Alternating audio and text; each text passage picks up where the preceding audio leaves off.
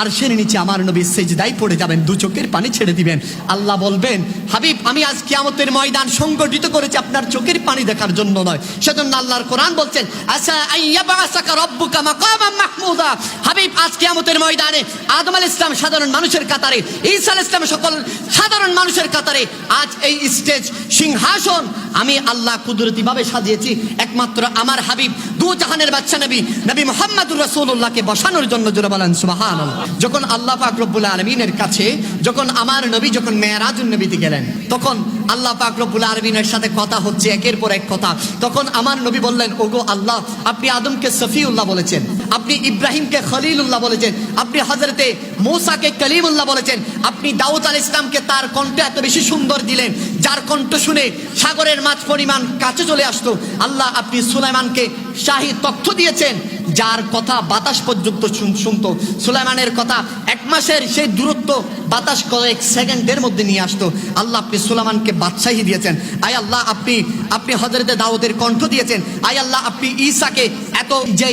ঈসাকে এমন একটা আপনি মুজিজা দিয়েছেন যে মুজিজার কারণে তিনি মৃতকে জীবিত করে ফেলতেন। জোরে বলেন সুবহানাল্লাহ। আয় বারে ইলাহি, আমাকে কি দিবেন? সুবহানাল্লাহ পড়েন। আল্লাহকে আমার নবী বলছেন, আপনি তো সকল আম্বিয়া কিরামকে এক একটা দিয়েছেন, এক একটা মুজিজা দিয়েছেন, এক একটা জিনিস আপনি দিয়েছেন, আপনি আমাকে কি দিবেন? তখন আল্লাহ বলেন, হাবিব আমি আপনাকে কি আর দেব? আপনাকে তো আমি হাবিব বলে সম্বোধন করেছি। সুবহানাল্লাহ। খলিল আর হাবিবের ডিফারেন্স হচ্ছে, খলিল সবসময় তার মুনিবকে রাজি করতে চায়, আর হাবিব হচ্ছে সবসময় মুনিব তার হাবিবকে রাজি করতে চায়। জোরে বলেন সুবহানাল্লাহ।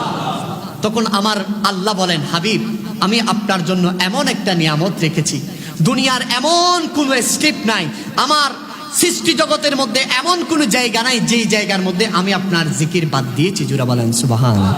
হাবিব আমি দুনিয়ার জমিনকে পূর্ণতা দান করেছি, আমি ঘোষণা করে দিলাম, ওয়ামা আরসালনাকা ইল্লা রাহমাতাল লিল আলামিন। জোরে বলেন সুবহানাল্লাহ। হাবিব আমি আপনার চেহারা মোবারকের সৌন্দর্য আমি বর্ণনা করছি ওয়াদদুহা বলে। হাবিব আমি আপনার চুল মোবারকের সৌন্দর্য বর্ণনা করছি ওয়াল্লাইলি ইজা সাজা বলে। জোরে বলেন সুবহানাল্লাহ। হাবিব আমি আপনার তারিফ এইভাবে করেছি, আপনি যখন কথা বলেন, আপনার কথা বলার সাথে সাথে আপনার চেহারা মোবারক থেকে যখন নূর রশ্মি যখন বের হয়, তখন আমি কোরআনুল কারীমের মধ্যে ঘোষণা করে দিলাম, ওয়ামা ইয়ানতিকু আনিল হাওয়া ইন হুয়া ইল্লা ওয়াহয়ু ইউহা।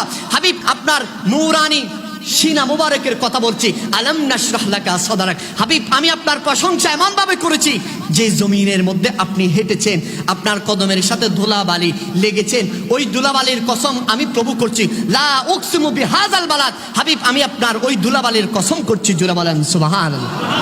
হাবিব আমি সেখানে শেষ করে দিই নাই, যখন বান্দারা দুনিয়ার জমিনে সবচেয়ে যেই ইবাদত বান্দার আমি বেশি পছন্দ করি সেটা হচ্ছে নামাজ। ওই নামাজের জন্য একজন আহ্বানকারী আজান দিবে, আহ্বান জানাবে, হাবিব আমি আল্লাহর নামের সাথে সাথে আমি আপনার হাবিবের অর্থাৎ আপনি বন্ধুর নামও আমি বাদ দিই নাই। জোরে বলেন সুবহানাল্লাহ। হাবিব যখন মানুষ পৌত পবিত্র হয়ে মসজিদে যখন চলে আসবে, সকলে দ্বন্দ্বমান হয়ে যাবে, কাতার হয়ে যাবে, একজন আহ্বানকারী ইকামত প্রদান করবেন। হাবিব সেই ইকামতের মাঝে আল্লাহর নামের সাথে সাথে হাবিব আমি আপনার নামটাও বাদ দিই নাই। জোরে বলেন সুবহানাল্লাহ। হাবিব নামাজ শুধুমাত্র আমার জন্য, আমাকে ছাড়া অন্য কেউ যদি শরীক করে সেই নামাজের মধ্যে পর্যন্ত আমি আপনার সালাত ও সালামকে আমি বাদ দিই নাই। কেউ যদি আপনার সালাত ও সালাম যদি না পড়ে তার নামাজ সহি হবে না। জোরে বলেন সুবহানাল্লাহ। হাবিব শুধু আমি আপনার নামকে নামাজে অ্যাটাচ করেছি তাই নয়, আপনার আহলে পরিবার, আপনার আহলে বাইতকে পর্যন্ত নামাজের সাথে আমি অ্যাটাচ করে দিলাম। জোরে বলেন সুবহানাল্লাহ।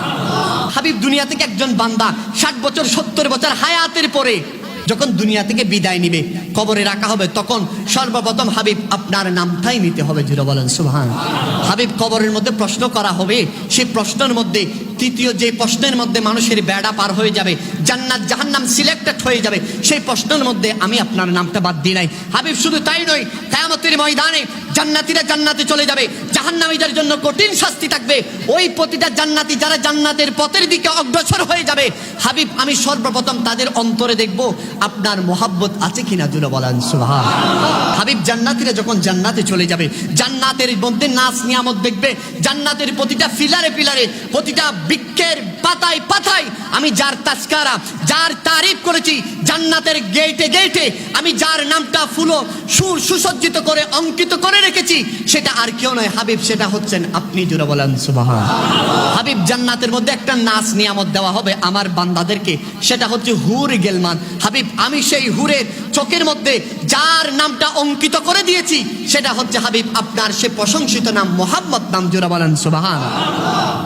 আমার নবী বললেন, হে আমার বারি, হে আমার রব তাআলা, হে আমার খোদা বন্দে কুদ্দুস, আমার এসব কিছু আমি মেনে নিলাম, আপনি আমার প্রেমে বিভোর হয়ে করেছেন। তবে আমি সেদিন পর্যন্ত আমার স্যার মোবারক আমি কিয়ামতের ময়দান থেকে আমার মাথা তুলব না যতক্ষণ পর্যন্ত আমার একজন উম্মত জান্নাতের বাইরে থাকবে। জোরে বলেন সুবহান। সেজন্য আল্লাহ বললেন, ইয়া মুহাম্মদ ইরফা রাসাক, হাবিব আপনাকে তো আমি মাকামে মাহমুদ দিয়েছি, আপনি সেই স্টেজে গিয়ে বসেন। আল্লাহ আরশের নিচে আমার নবী সিজদায় পড়ে যাবেন, দু চোখের পানি ছেড়ে দিবেন। আল্লাহ বলবেন, হাবিব আমি আজ কিয়ামতের ময়দান সংগঠিত করেছি আপনার চোখের পানি দেখার জন্য নয়। সেজন্য আল্লাহর কোরআন বলছেন, আসা আইয়াবাসাকা রব্বুকা মাকামান মাহমুদা। হাবিব আজ কিয়ামতের ময়দানে আদম আলাইহিস সালাম সাধারণ মানুষের কাতারে, ঈসা আলাইহিস সালাম সকল সাধারণ মানুষের কাতারে আজ এই স্টেজ সিংহাসন আমি আল্লাহ কুদরতি ভাবে সাজিয়েছি একমাত্র আমার হাবিব দু জাহানের বাদশা নবী মুহাম্মদুর রাসূলুল্লাহকে বসানোর জন্য। জোরে বলেন সুবহানাল্লাহ। আমার নবী জিবরিলকে বলবেন, ও জিবরাইল, এখনো কি আমার গুনাহগার উম্মত কি জান্নাতের বাইরে আছে? বলবে, ইয়া রাসূলুল্লাহ আপনার কিছু গুনাহগার উম্মত এখনো জান্নাতের বাইরে আছে। আল্লাহ বলবেন, হাবিব আপনার স্যার মুবারক তুলেন, নূরানি চেহারা মুবারক আছে, কিয়ামতের ময়দানে দেখিয়ে দেন আমি কত আদর করে আপনাকে বানিয়েছি। তখন আমার আল্লাহ ঘোষণা করবেন, ইয়া মুহাম্মদ ইরফা রাসাক, হাবিব আপনার চেহারা মুবারক তুলেন। সুবহানাল্লাহ বলেন, আর একটু জোরে বলেন। আর সেই নবী, যেই নবীর উম্মত হওয়ার কারণে আমাদের এই পজিশন, যেই নবী আমাদেরকে ছাড়া জান্নাতে যাবে না, যেই নবী আমাদেরকে ছাড়া স্যার মুবারক তুলবে না, আজ উম্মত সেই নবীকে ভুলে যায়। কথা বলেন ঠিক কিনা?